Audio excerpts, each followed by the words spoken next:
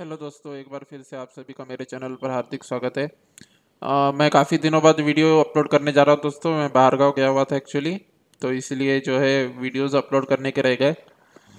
लेकिन कोई बात नहीं, मैं आपको आज फिर से लेक्चर सीरीज़ में आगे बढ़ रहा हूँ। और आज की जो हमारी बीएससी की लेक्चर सीरीज़ जो शुरू थी इनऑर्गेनिक पॉलीमर्स, उसी का अगला टॉपिक जो है यानी कि silicon elastomers. Silicon silicon silicon elastomers.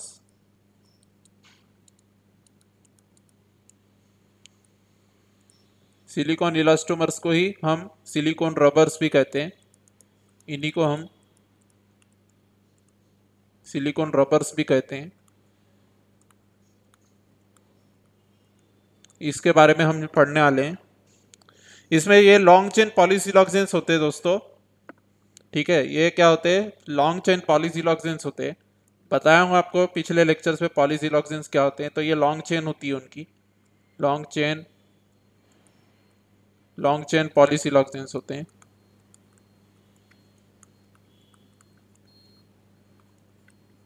Long chain पॉलीसिलॉक्सेंस होते हैं ऐसे लॉन्ग चेन पॉलीसिलॉक्सेंस जिनमें बहुत सारे फिलर्स होते हैं, जैसे कि पायरोजेनिक सिलिका समान, पायरोजेनिक सिलिका की तरह, पायरोजेनिक पायरोजेनिक सिलिका की तरह बहुत सारे फिलर्स इसमें होते हैं। पायरोजेनिक सिलिका के फिलर्स मतलब जैसे आपके जो भी चेन का स्ट्रक्चर बनेगा उसमें पायरोजेनिक सिलिका मतलब, पायरोजेनिक मतलब फायर से उसका रिलेशन इस टाइप से कुछ रहता है। तो उसमें पायरोजेनिक सिलिका मतलब रेत, पायरोजेनिक रेत का भी उसमें जो है कंपोजिशन होता है। इसके डिटेल में जाने की जरूरत नहीं है दोस्तों, ये सुपरफिशियली ही बताया जाने वाली चीज है। ठीक है, सिलिकॉन इलास्टोमर्स इन्हीं से बनते हैं, क्योर करके इनको। They can be cure to form silicone elastomers. ठीक है, और क्यूरिंग मेथड के अकॉर्डिंग उनको जो है क्लासिफाई किया जाता है। क्यूरिंग मेथड के अकॉर्डिंग, क्यूरिंग मेथड के अकॉर्डिंग इनको क्लासिफाई किया जाता है। और क्यूरिंग मेथड के अकॉर्डिंग ही इनका क्लासिफिकेशन तीन टाइप से होता है। रूम टेम्परेचर वल्कनाइजिंग इलास्टोमर्स पहला क्लासिफिकेशन होता है। Room temperature room temperature vulcanising elastomers.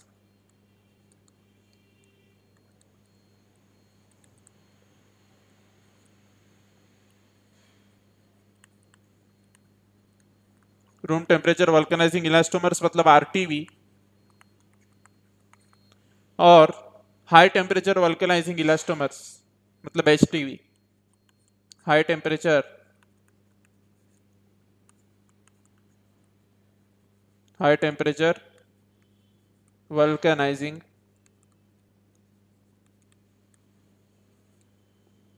Elastomers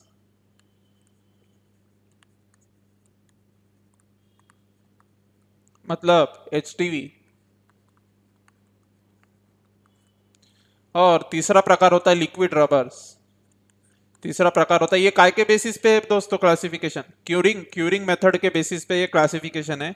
अब क्यूरिंग मेथड क्या होती है इसमें घुसने की कोई जरूरत नहीं है। ओके, क्यूरिंग मेथड क्या होती है इसमें घुसने की कोई जरूरत नहीं है। बस इतना ध्यान में रखिए कि क्यूरिंग मेथड के अकॉर्डिंग ये तीन क्लासिफिकेशन किए गए हैं लिक्विड रबर्स। अब इनके जो ये जो तीन क्लासिफिकेशन है, रूम टेम्परेचर वल्कनाइजिंग इलास्टोमर्स यानी कि RTV, high temperature vulcanising elastomers मतलब एचटीवी, और लिक्विड रबर्स, ये तीन तीन क्लासिफिकेशन क्यूरिंग मेथड के आधार पे किए गए हैं।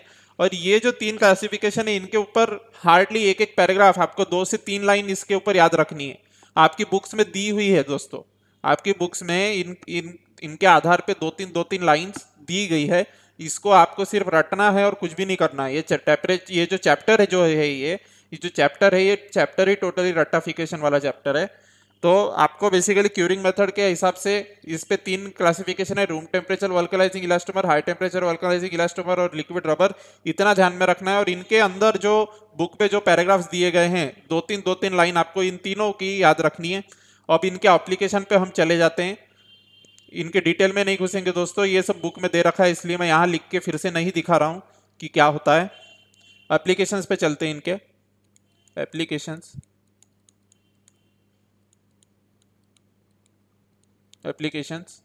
ओके। तो इनके एप्लीकेशंस कुछ इस तरीके से है कि फैब्रिकेशन, जो हार्ट का वॉल होता है, पहला एप्लीकेशन होता है fabrication of heart wall implants.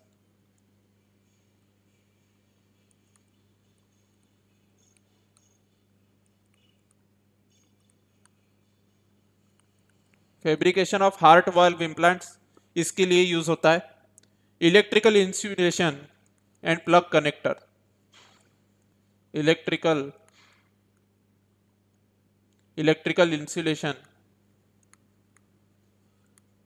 And plug connectors में इसका यूज होता है।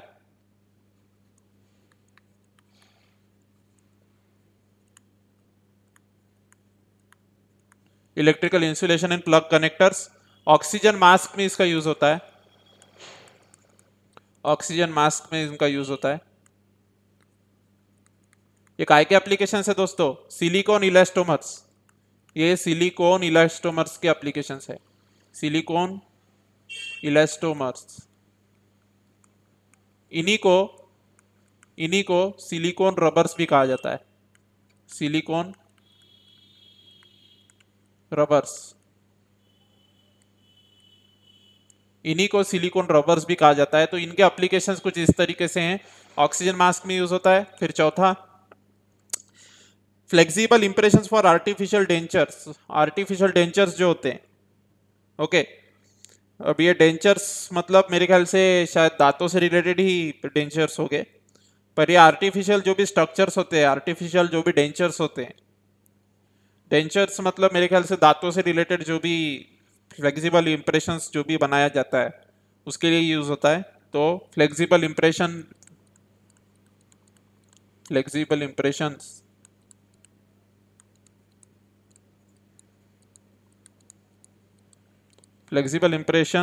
For artificial dentures.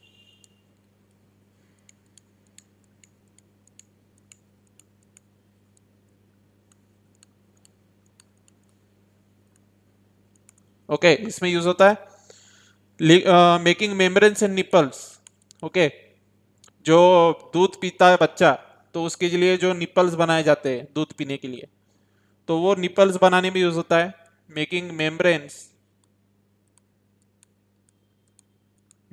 बनाने में यूज होता है एंड निपल्स बनाने में यूज होता है। दूध पीते बच्चे जो होते हैं, बॉटल से दूध पीते हैं, तो उनके लिए जो निपल्स होती है वो बनाई जाती है इससे। गास्केट्स एंड कीबोर्ड्स बनाए जाते हैं। Okay, gaskets and keyboards.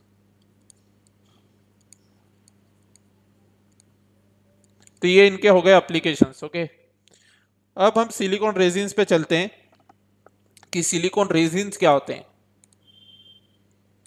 अब देखिए, ये सब जो चीजें हैं ये रट्टिफिकेशन की चीजें, इसलिए मैं आपको जल्दी जल्दी बता दे रहा हूं। सिलिकॉन रेजिन्स क्या होते हैं ये भी जान लीजिए। सिलिकॉन रेजिन्स,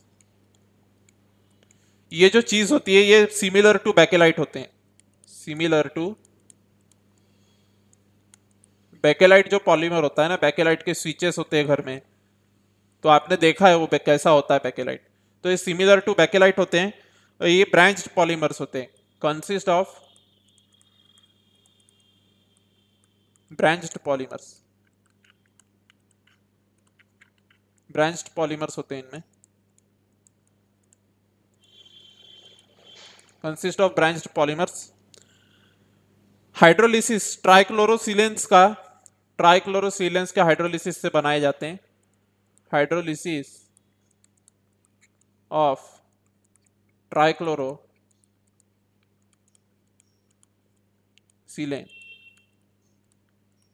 मतलब कि SiCl3H, इससे SiCl3H से ये बनाए जाते हैं, ट्राइक्लोरोसिलेन से। यही नहीं दोस्तों, ट्राइक्लोरोसिलेन मतलब ये भी ट्राइक्लोरोसिलेन ही होगा, SiCl3-SiH3। ये भी ट्राइक्लोरोसिलेन ही है।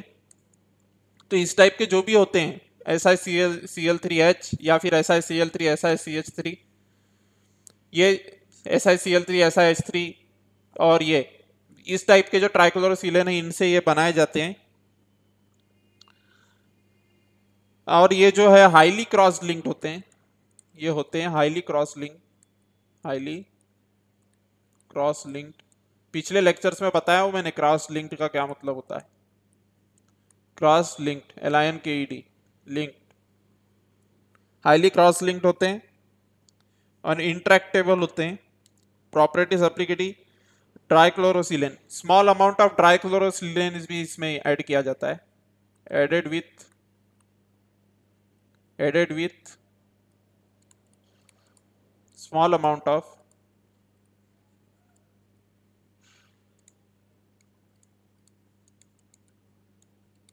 ट्राइक्लोरोसिलेन,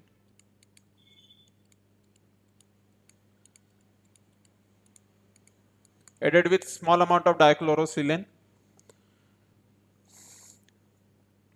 और ये डाइक्लोरोसिलेन का यूज होता है अमाउंट ऑफ क्रॉस लिंकिंग कम करने के लिए, टू रिड्यूस क्रॉस लिंकिंग को रिड्यूस करने के लिए डाइक्लोरोसिलेन ऐड किया जाता है। Okay, most of this compound contain both methyl and phenyl groups. Most of them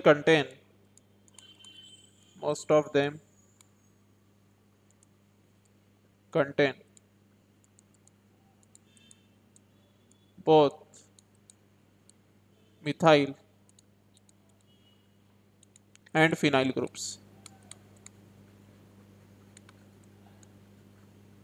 methyl और फिनाइल ग्रुप दोनों होते हैं। इनमें से ज्यादातर जो सिलिकॉन रेजिन्स होते हैं, ज्यादातर सिलिकॉन रेजिन्स में मिथाइल ग्रुप भी होता है और फिनाइल ग्रुप भी होता है अस्तित्व में। ओके, तो ये ऐसे सुपरफिशियली आपको ये चीजें पढ़नी है। मुझे तो डिटेल में भी पढ़ा सकता हूं मैं, ऐसा कुछ नहीं है, डिटेल में भी मुझे पता है, नॉलेज तो है, लेकिन मैं आपको फिर भी डिटेल में नहीं पढ़ाना चाहता क्योंकि it will be unnecessary wastage of time, you know, कि भाई जो है नहीं सिलेबस में वो भी पढ़ाए जा रहे हैं। एप्लीकेशंस देखो, एप्लीकेशंस है इंसुलेशन में यूज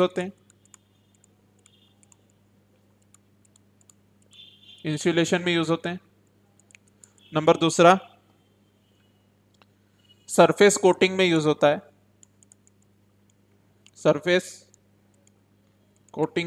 है, तीसरा इसका एप्लीकेशन है on mixing with glass fibre they give additional strength. Okay, on mixing with glass fibre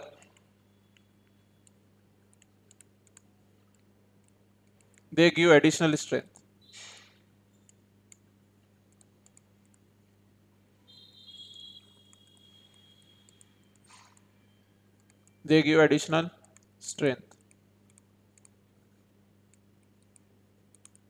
glass fibre से मिक्स करने पे एडिशनल स्ट्रेंथ मिलती है। इलेक्ट्रॉनिक्स इंडस्ट्री में लेमिनेशन ऑफ सर्किट बोर्ड्स आता है, लेमिनेशन ऑफ सर्किट बोर्ड्स में भी यूज होता है।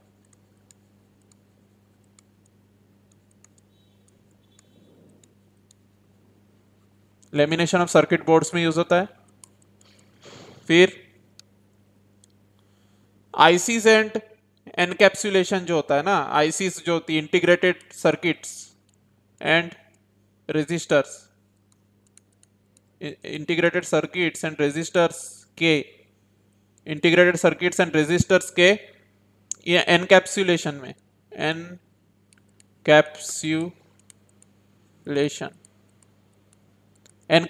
में इसका यूज होता है। इंटीग्रेटेड सर्किट्स और रेजिस्टर्स के एनकैप्सुलेशन में इसका यूज होता है। नॉन स्टिक कोटिंग्स जो तवे होते हैं,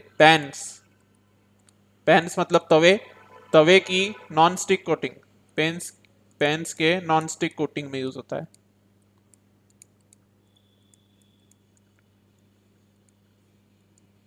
पेन्स के नॉन स्टिक कोटिंग में यूज होता है। और आखिरी इसका एप्लीकेशन जो है कार टायर्स में होता है, car tyres, car tyres, car tyres में मोल्डिंग के लिए यूज होता है। मोल्डिंग मतलब शेप चेंज करके, कार टायर्स का शेप चेंज करके उनको जो कार के टायर का जो शेप दिया जाता है रबर को, उसके लिए ये यूज होता है। तो कार टायर की मोल्डिंग के लिए इसे यूज किया जाता है। अब नेक्स्ट लेक्चर में हम पॉलीफॉस्फेजिन्स क्या होते हैं और उनके मेथड्स ऑफ प्रिपरेशन पढ़ेंगे। तो पॉलीफॉस्फेजिन्स के लिए रेडी रहिएगा आप लोग, आपको मैं पूरा डिटेल में पॉलीफॉस्फेजिन्स बताऊंगा, क्योंकि आपके सिलेबस में पॉलीफॉस्फेजिन्स नाम की जो चीज़ है वो डिटेल में दी गई है। ये सब सुपरफिशियल था अब तक, लेकिन आगे जो है डिटेल में चीज़ें आने वाली है, तो रेडी रहिएगा। तब तक के लिए गुड नाइट, शुभ रात्रि, शब बखैर, थैंक यू।